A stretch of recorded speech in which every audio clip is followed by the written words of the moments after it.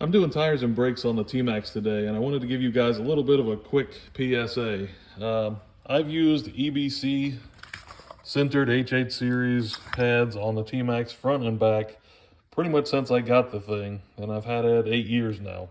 They've always worked well for me, and I've seen normal rotor and pad wear.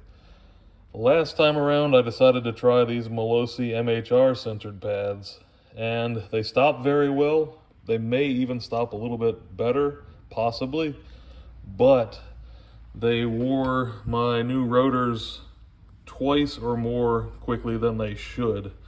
So when I started using those, I really noticed how loud they were. I always noticed it with Sintered pads, but with the Malossi, I noticed they were even louder than I'm used to.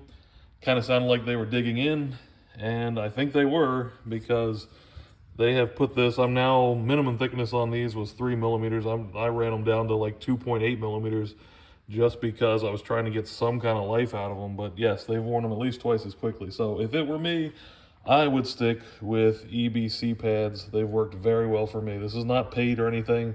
This is just because those tore my rotors up, and I'm hoping maybe nobody else will do it. So if you're actually racing, maybe try those.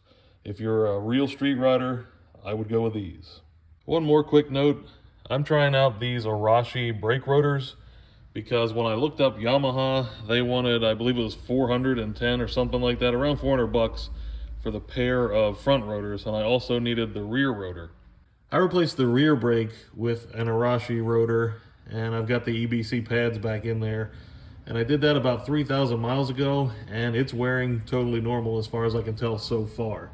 So as of now, I'm happy with it. I have no vibration, no negative effects.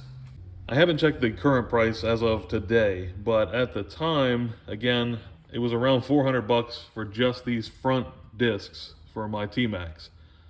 And I got the two front discs and the rear disc in a kit for around 230 from Arashi.